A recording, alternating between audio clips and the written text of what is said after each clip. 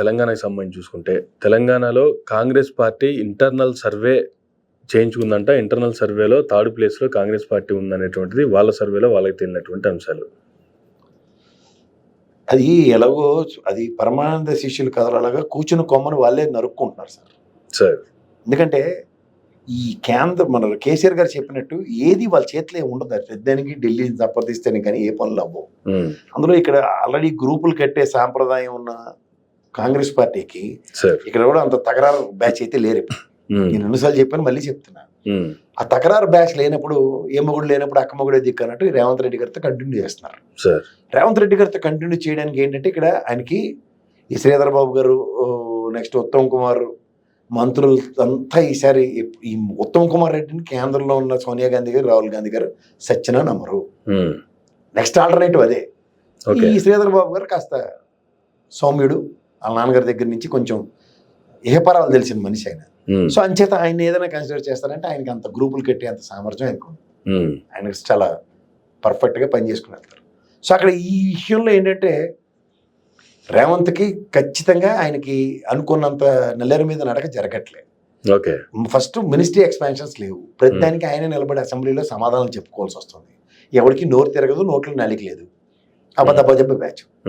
అసలు సాధారణంగా తెలంగాణలో జైపాల్ రెడ్డి గారు లాంటి వాడు ఒకడో ఇద్దరు మినుగుడు పురుగులు మెలుక్కుమనివారు, జానారెడ్డి గారు అలాంటి వాళ్ళు. మిగిలిన వాళ్ళంతా ఏంటంటే ఆంధ్రప్రదేశ్ కాంగ్రెస్ నాయకుల యొక్క ఆచ్ఛేదంలో కాలక్షేపం చేసి బ్యాచ్. దాన నాగేంద్ర కాంగ్రెస్ అంటే ఏ గంటకు గొడుగు పెట్టి అధికారమే పరమావధి బ్యాచ్. సో ఓవరాల్ గా ఈ కాంగ్రెస్ కి ఒక డిఫరెంట్ డైమెన్షన్ అంటే పి జనార్దన్ రెడ్డి గారు, ముఖేష్ గౌడ్ ఇలాంటి వాళ్ళు పరమావధించారు. శశిధర్ రెడ్డి గారు అంటారా ఎలాగో నాలుగు లేదు, ఇప్పుడు బీజేపీకి ఎక్కడికో పోయాడైనా. సో ఈ నేపథ్యంలో ఒక ఫైర్ బ్రాండ్స్, ఒక డిఫరెంట్ డిస్ప్రపోర్షనేట్ తో రాజకీయాలు చేసే అంతంత నేపథ్యం ఎవరికి లేదు. ఈ పటాపట గట్టిగా అడవాడు చేసి జగ్గారెడ్డి అన్న ఈసారి ఓడిపోయాడు. సో అలాంటప్పుడు వాళ్ళకి ఇంకేముంటది? డిస్ప్రపోర్షనేట్ బ్లో అన్నది ఉండదు అన్నది తెలిసిపోయినప్పుడు కాలక్షేపం రాజకీయం నడుస్తుంది. కాలక్షేపం రాజకీయాల్లో స్టేట్ ని పనంగా పెడితే ఎట్లా? గ్రాస్ రూట్ లెవెల్లో క్యాడర్ ని ఎంతకని ప్రొటెక్ట్ చేయాలి. అసలు అధికారం వచ్చిన తర్వాత పనులు పరిగెట్టాలి. అసలు ఏ పనులు ఏడగేసిన గొంగలే అక్కడే. అతి కష్టం మీద మొన్న ఎమ్మెల్సీలు ఇంకా మినిస్టర్లకు దిక్కు దివాన్ లేదు. ఓ పక్క 10 మందిని 20 మందిని తెచ్చుకున్నారు నెత్తికి. ఆ బీఆర్ఎస్ వాళ్ళు వాళ్ళతో అవుతుందో తెలియదు. ఎవడికో తెక్కలేసింది అనుకో. మన బీఆర్ఎస్ ఎమ్మెల్యే ఒకటి గట్టిగా వేసుకున్నాడు చూడండి. ఏమన్నా రెండు వచ్చిన వాళ్ళందరికీ మేమే మినిస్టర్లతో తట్టపొట్ట చదివిపోయే చాలా మంది ఉంటారు. వీళ్ళు దాన నాగేంద్ర గారిని ఇలాంటి వాళ్ళని నమ్ముకుని రేవంత్ రెడ్డి గారు రాజకీయం చేద్దాం అంటే ఎక్కడికి వెళ్తుంది? I don't think so. So అందుకని చాలా స్టబర్న్ గా ఇంటర్నల్ సర్వేలో బీఆర్ఎస్ కి మళ్ళీ ఇప్పుడు ఈ రోజు ఎలక్షన్ ఎలాగ ఉండదు కాబట్టి వీళ్ళు ముందు చేతామని టైప్ లోనే చేస్తూ ఉంటారు. 80-90 స్థానాలు గట్టిగా ఉంది బీఆర్ఎస్ కి. ఈ బీజేపీ వీళ్ళకి ఎందుకు ఎంటర్టైన్ చేస్తున్నారు ఈ రెండు రాష్ట్రాల్లో వాళ్ళకే తెలియాలి. ప్రత్యామ్నాయం కింద ఎమర్జీ అయిపోతుంది ఇక్కడ. అది పెద్ద తలకైనా. వాళ్ళు కిషన్ రెడ్డి గారు, లక్ష్మణ్ గారు వీళ్ళందరూ స్టేట్ కి ఏది చేశారో మాత్రం చెప్పరు. కానీ వాళ్ళు బీజేపీ డబుల్ ఇంజన్ సర్కారు, నరేంద్ర మోడీ ఇదే పంచాయతీ, ఇదే పెట్టకథలు. ఈ పెట్టకథలతో వాళ్ళకి 15-17 వస్తాయంటారు. కాంగ్రెస్ ఏమో మళ్ళీ డబుల్ డిజిట్ కూడా కష్టం అంటున్నారు. ఎంఐఎం యాజ్ యూజువల్ వాళ్ళు మొగటం లేని మహారాజులు. వాళ్ళు 7-8 వాళ్ళ ఎంపీ సీట్ని వెళ్ళి ఎవరు ఏం చేయలేరు. ఎవరితో కాదు, అందరికీ వాళ్ళు ఏంది అవ్వదు. బీజేపీలో కిషన్ రెడ్డి గారు లేట వాళ్ళు ఎంఐఎం పార్టీ లేకపోతే దిక్కే లేదు వాళ్ళకి. అంటే వాళ్ళకి బాగా తెలుసు. కానీ ఈ మధ్య రేవంత్ రెడ్డి గారు కూడా మీటింగ్ లో, పబ్లిక్ మీటింగ్ లోనే ఆయన లేదు, ఇంటర్నల్ మీటింగ్స్ లో కూడా చాలా గట్టిగానే చెప్తున్నారు. గ్రూప్ రాజకీయాల్ని సహించము, ఎవరు ఇష్టం వచ్చినట్టు వాళ్ళు మాట్లాడతారంటే ఊరుకోము. ఊరుకోపోతే ఊరెట్టుకోమని చెప్తారు. ఏడు చేస్తారు వాళ్ళు మాత్రం. వాళ్ళకి ఒక పాయింట్ ఆఫ్ టైంలో పదవులు, కాంగ్రెస్ దర్పం, ఇది ఒరిజినల్ కాంగ్రెస్. ఇది అధికారం వచ్చిన తర్వాత ఎవడు ఖాళీగా ఉండడు. ఎవడు పనికి ఆహార పథకం వాళ్ళ దగ్గర ఉంటుంది. అవి ఏవి అవ్వట్లేదు అనుకో. వాళ్ళు అసలు మామూలుగానే మంటెక్కిపోయి ఉన్నారు. 10 సంవత్సరాల పైన అధికారం లేక కాలు చేయి ఆడక. అధికారం వచ్చిన తర్వాత కూడా అలాగే మళ్ళీ అలాగే ఉత్సవ విగ్రహాల్లో కూర్చోనట్టు ఎవరితో ఉంది. అది పరిస్థితిని ఖచ్చితంగా వాళ్ళు యాక్సెప్ట్ చేయట్లేదు. రేవంత్ రెడ్డి గారికి ఉన్న సపోర్ట్, ఇనిషియల్ సపోర్ట్ అంతా కొంచెం తగ్గుతుంది. కుండకు చిల్లు పడినట్టే. పెద్ద సెట్ బ్యాక్. అందులో రాహుల్ గాంధీ గారు గట్టిగా గదమాయిస్తున్నారు. ఇలాంటివన్నీ ఇంటర్నల్ లీక్లు వచ్చాయి అనుకోండి ఏమవుతుంది? నాయకుడికినో అధినాయకులకి సమన్వయం బ్రహ్మాండంగా ఉంది. ఇలా కొత్త కరెంట్ వస్తుంది అన్నప్పుడు ఆ ఫైర్ వేరే ఉంటుంది. ఏదో ఇటు నుంచి కాదు, వాళ్ళు డైరెక్ట్గా వెల్డింగ్ చేసేస్తున్నారు అటు నుంచి అన్నది వచ్చింది అనుకోండి. అగ్రెసివ్ పాలిటిక్స్, ఫ్రస్ట్రేటివ్ పాలిటిక్స్, ఆ డిఫరెన్స్ ఉంటుంది. ఓకే. అగ్రెసివ్ పాలిటిక్స్ చేసే రేవంత్ రెడ్డితో సబ్మిసివ్ పాలిటిక్స్, ఫ్రస్ట్రేటివ్ పాలిటిక్స్ చేస్తే ఎట్లా అవుతుంది? కుదరదు. కానీ ఈ పరిస్థితుల్లో టీఆర్ఎస్ వాళ్ళ ఉద్యమానికి కావచ్చు, వాళ్ళ తెలంగాణ పోరాటానికి కావచ్చు 25 years అని చెప్పి రేపు ఆదివారం రోజు వరంగల్లో భారీ బహిరంగ సభ కూడా ఏర్పాటు చేస్తున్నారు.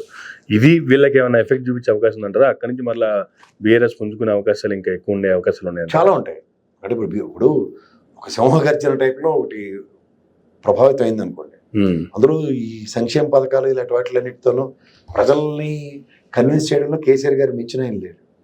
అందులో పబ్లిక్ డాష్లో కేసీఆర్ గారు భావజాలాలు, భాష, వాళ్ళు తెలంగాణ సంస్కృతిని, సాంప్రదాయాల్ని ఆయన ఆకలించుకొని బ్రహ్మాండమైన డెలిబరేషన్ ఇవ్వగలుగుతాడు. ఆ డెలిబరేషన్ ఎలా ఉంటుందంటే ఆయన వ్యక్తులతో 10 మంది, 50 మంది, 1000 మందితోనూ మీటింగ్లు ఎట్టయినా లక్షలాది మంది తరలొచ్చే కార్యక్రమంగా తెరలేపుతాడు. అందులో అది సిల్వర్ జూబ్లీ ఒకటి. సో ఇది ఎక్కడికి లీడ్ అవుతుంది?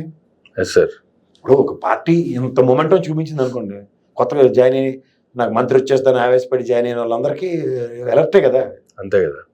భవిష్యత్తు థియేటర్ బాబు ఇది ఎలాగ ఎత్తిపోయిన పథకంలాగే కనబడుతుంది. ఈ నేనతో పెట్టుకుంటే రేపు పొద్దున్న ఆ గర్జనకి ప్రజలు ప్రభావితం అయిపోయి మనకి రాజకీయ భవిష్యత్తే అంతకారం అయిపోతుంది కదా.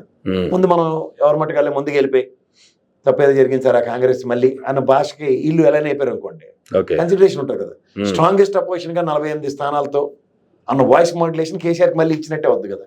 అంతే కదా. ఆ తదనంతర పరిణామాలు షిండే లెటర్ రెడీ అయ్యాడు అనుకోండి, గొయ్యి తవ్వే అటు నుంచి అన్నప్పుడు బాక్రానంగలకి గండి పెడితే నీటి ప్రవాహం ఎటు వస్తుంది? ఆబ్వియస్లీ బీఆర్ఎస్ కదా. అంతే కదా. సింగిల్ డిజిట్ లో ఉన్న బీజేపీని ఎత్తుక్కోరు కదా షిండే మాకు సహకరిస్తాడని. అసాధ్యమైన పని కదా. సో అక్కడ ఏమవుతుంది? It's matter of fact. అధికారం మార్పు అన్నది తథ్యం అన్నప్పుడు బీఆర్ఎస్ ఆప్షన్ ఎక్స్ప్లోర్ చేయడానికి చాలా మంది ప్రయత్నిస్తారు. ఇదే పాత వాసనలే కదా. కాంగ్రెస్ సిఎల్పి విలీనం చేసినా ఎవడైతే చేయగలిగాడు? ఇవంతా పాత ప్రస్థానాలే కదా. ఇంకోసారి పునరావృతం అవుతుంది మా అయితే. ఇప్పుడు తలసాని శ్రీనివాస్ యాదవ్ రాగానే మినిస్టర్ పదవి ఇచ్చడం లేదా? అలాగే కేసీఆర్ తెలుసుకుని ఏముంది మన వాళ్ళందరూ కొన్నాడు, అధికారం మంది, ముఖ్యమంత్రి ఆయన, హోమ్ మినిస్టర్, ఫైనాన్స్ మినిస్టర్ ఇద్దరు పెట్టుకుంటాడు. మిగిలినవన్నీ వచ్చిన వాళ్ళందరికీ ఇస్తాను, కాంగ్రెస్ వాళ్ళకి ఇస్తాను అంటే ఎవడాగుతాడు? జంబో క్యాబినెట్ ఇస్తాను ఎవరు కాదనగలరు? రెవెన్యూ, ఫైనాన్స్, హోమ్ అండి అది 4 పెట్టుకుంటారు, అధికారం మాది కాబట్టి. మిగిలిన రెండే అన్నాడు అనుకోండి, ఎప్పటికీ తేల్చరు. ఇది నీటిలోకి ఏది వ్యాపారం, అక్కడైతే తక్షణ పరిష్కారం. ఎంతసేపు? అంతే కదా.